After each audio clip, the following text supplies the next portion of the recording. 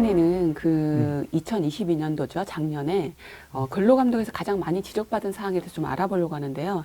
일단 기본적인 근로감독에 대한 개괄에 대해서 좀 설명 좀 해주시겠어요? 네. 네. 2022년도에 사업장에 대한 근로감독이 꽤 많이 나왔습니다. 네. 아마 사업을 운영하신 대표님들께서도 많이 당황해 하셨을 것 같은데요. 그 이유가 있습니다. 네.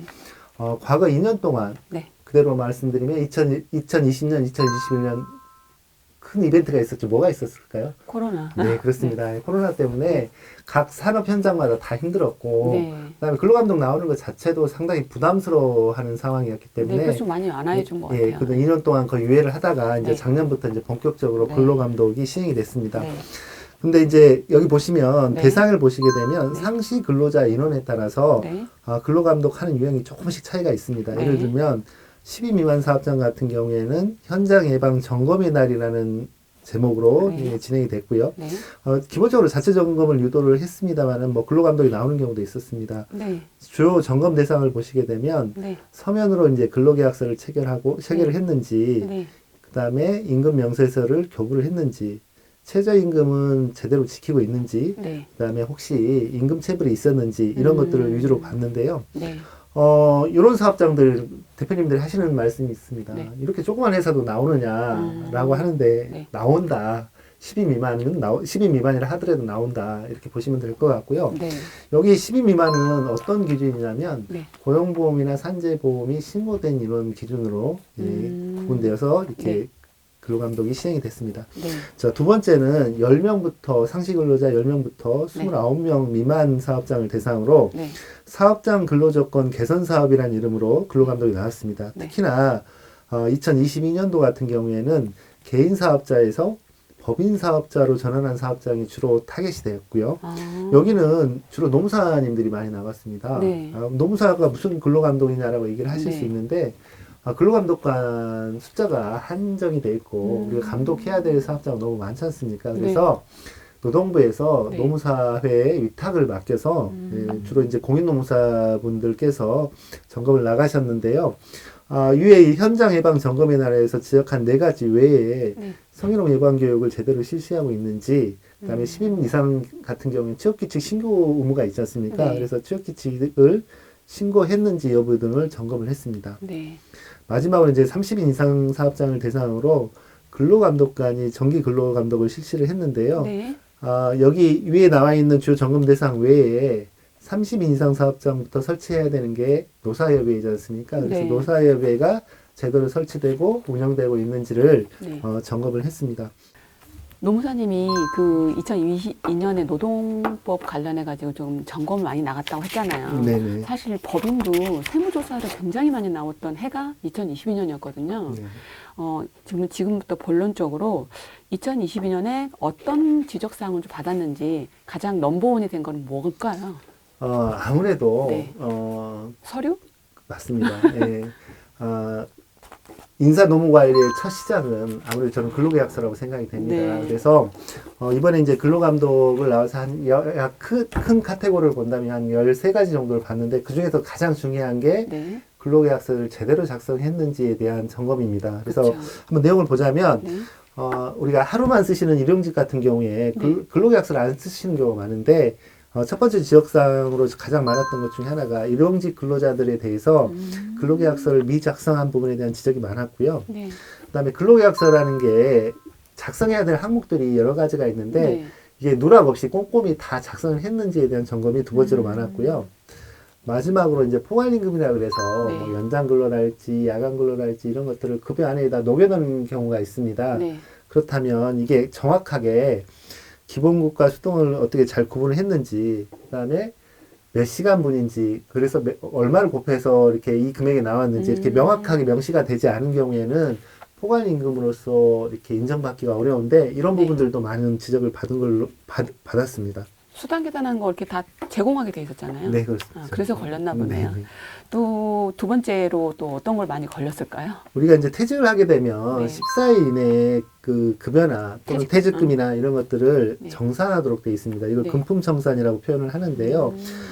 명시적으로 합의를 하게 되면 그 기간을 조금 연장할 수는 있습니다만은 네. 별도의 합의 없이 네. 14일을 초과하게 되면 네. 이게 바로 임금 체불인데 그런 네. 경우가 좀 많았다. 네. 이런 지적사항이 많았다. 이렇게 보시면 될 것 같습니다. 현장에서 보니까 그 왜 급여 일자에 급여를 주고 퇴직금을 뭐 이제 뭐 따로 줘도 된다고 생각을 해서 되게 실수를 좀 많이 하는 것 같더라고요. 급여일자하고는 아무래도 퇴직일자하고 네. 갭이 많이 날 수 있기 그러니까요. 때문에 그거랑 상관없습니다. 아. 퇴직하시고 나서 네, 무조건. 14일 이내에 네. 뭐 급여일자와 상관없이 네. 그때까지 이제 미지급한 모든 임금들은 다 청산을 해야 될 의무가 있습니다. 네. 그럼 또 세 번째로 지적을 많이 받은 건 어떤 게 있을까요? 근로자 명부를 작성해서 그다음에 보관을 하도록 돼 있는데요. 네. 이제 가장 많은 것 중에 하나가 네. 퇴직 사유를 기재하도록 돼 있는데 이게 미기재한 사례가 좀 빈발하게 발생이 됐습니다. 보통 개인 사정 뭐 이렇게 많이 하지 않나요? 그것도 기재를 안 하시는 경우가 많아서 아. 그것에 대한 지적이 좀 있었습니다. 네. 그렇다면 이제 네 번째로 또 지적을 많이 받은 건 어떤 걸까요? 네 번째는 근로 시간에 관련된 부분인데요. 일주일에 이제 연장 근로를 네. 12시간까지만 할 수 있지 않습니까? 네. 근데 이제 물론 근로자도 뭐 더 많은 급여를 받고 싶어서 네. 연장 근로를 원하시는 경우가 있고 네. 사업주 입장에서도 신규 채용의 어려움 때문에 어쩔 수 없이 이제 그 근로 시간을 초과한 경우가 많았는데 네. 12시간을 초과해서 지적받은 케이스들이 많이 발생이 됐습니다. 예, 근로계약서 작성, 그다음에 급여 지급, 그다음에 근로자 명부, 연장 근로에 대해서 말씀해 주셨는데 다음으로 또 어떤 것을 지적받은 게 있을까요? 우리가 월급제 근로자인 경우에 네. 휴일날 근무하게 되면 별도의 월급에 안 주시는 케이스가 꽤 많이 1.5배 있습니다. 줘야죠. 예, 그렇습니다. 네. 그래서 특히나 이제 실수하시는 게 근로자의 날에 네. 근무를 하시거나 빨간 공휴일에 날. 근무를 하시는 경우에는 네. 별도로 휴일 근로수당을 지급을 해야 되는데 미지급한 사례가 좀 많았다 이렇게 보시면 될 것 같습니다. 아직도 이런 걸로 걸리나 보네요. 네, 그렇습니다. 또 어떤 것들이 있을까요?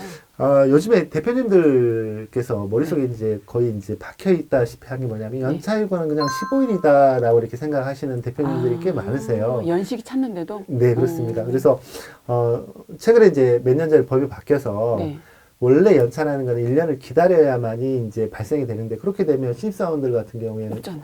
연차 휴가를 쓸 수가 네. 없지 않습니까? 그래서 한 달 만근했을 때 하루씩 생기는 게 있습니다. 그게 11개고 맞아요. 또 1년을 근무하면 15개가 생겨서 1년을 초과해서 근무하신 분들 같으면 26개가 발생이 되는데 네. 15일만 부여하신 경우가 많았습니다. 네, 그래서 이것들도 사전에 좀 미리 알고 계셔야 될 부분인 것 같습니다. 만 2년마다 한 개씩 늘어나는데 그걸 만 2년인가요? 3년인가요? 이렇게 네. 이제 입사하시고 나서 네. 경년, 만으로 2년이 지날 때마다 네. 처음엔 15일이어서 네. 그 다음에 1년이 하루씩 늘어나서 16일이 될 것이고 네. 최대 25일까지 부여하도록 되어 있습니다. 네. 다음은 또 어떤 것들이 있을까요? 네네. 10인 이상 사업장 같은 경우에는 상시 네. 근로자 수 10인 이상 사업장 같은 경우 취업규칙을 작성을 해서 그다음에 노동청이 신고하도록 되어 있습니다. 근데 신고를 안 한 케이스가 꽤 많았고요. 신고를 했다 하더라도 법은 계속 바뀌지 않습니까? 그런데 장기간 취업규칙을 미변경해서 현재 개정 노동법을 반영하지 못한 사례들이 꽤 많았습니다. 그래서 이런 것들을 시정하라는 시정 명령이 꽤 많이 발생이 됐습니다. 시정 명령인 거지 이걸로 뭐 벌금을 물거나 그러진 않죠. 아까도 말씀드렸다시피 근로감독을 나왔다고 해서 네. 바로 불이익이 있는 케이스, 예를 들면 근로자를 폭행을 했다든가 임신한 근로자에게 연장근로를 시켰을 때는 바로 불이익이 있겠지만 나머지 것들은 대부분 시정기간을 줍니다. 그래서 그 시정기간 내에 문제를 다 해결하시게 되면 따로 불이익이 없기 때문에 취업규칙도 마찬가지입니다. 그동안에 신고를 안 했거나 장기간 신고하지 않아서 최근에 이제 노동관계법에 대한 개정사항을 제대로 반영하지 못했다 하더라도 네. 시정기간 내에 개정해서 신고만 하신다면 별다른 불이익은 없을 보통 거예요. 시정 기간은 몇 개월 정도 주나요? 항목별로 틀립니다. 예를 들어서 근로시간 같이 그 시간이 많이 필요한 경우에는 4개월. 그다음에 또 어떤 경우는 아주 짧게 바로바로 시정할 수 있는 경우에는 뭐 2주 뭐 이런 식으로 특히나 뭐 취업규칙 같은 경우에는 약 4주 정도의 시간을 유예기간으로 두고 있습니다. 마지막으로 지금까지 뭐 8가지 정도 말씀해 주셨는데 그 외에도 또 걸린 게 있다면 어떤 것들이 있을까요? 퇴직금을 산정하실 때 네. 직전 3개월 평균 급여만 반영하시는 사업주가 의외로 많았습니다. 원래는 연차이고 미사용수당이나 상여금까지 포함을 해서 계산을 해야 되는데 그 네. 부분을 좀 누락하신 분들이 많았고요. 네. 성희롱 예방 교육을 연 1회 반드시 실시하도록 되어 있습니다. 특히나 대표님까지 다 포함돼서 이제 교육을 받으셔야 되는데 네. 교육을 안 하시는 분이 많았고요. 네. 그 다음에 교육 자료를 게시하지 않은 사업장도 좀 다수 발견이 됐습니다. 네. 그리고 배우자 출산휴가 남편분께서 네. 우리가 출산휴가를 유급으로 이제 10일 동안 부여받을 수 있는데 아직도 이것을 유급으로 하지 않거나 네. 부여하지 않은 케이스가 꽤 많았습니다. 네. 이것에 대한 지적사항이 많았고요. 네. 2023년에도 노무사님한테 잘 부탁드리고 싶은데요. 네. 마지막으로 하시고 싶으신 말씀이 있다면? 저희 그 네. 피플라이프에 아주 유능한 팀장님들이 꽤 많으시잖아요. 네네네. 예, 혹시 고민이 있으시다면 또 근로감독에 대한 막연한 불안감을 갖지 마시고 네네. 저희 팀장님들 통해서 네. 전문가와 또 상담을 받아보시는 것도 네. 좋은 해결책이지 않나 생각이 듭니다. 네. 소액고 외양간 고치지 않고 전문가에게. 네. 네. 오늘 도움 말씀 감사합니다. 네, 고맙습니다.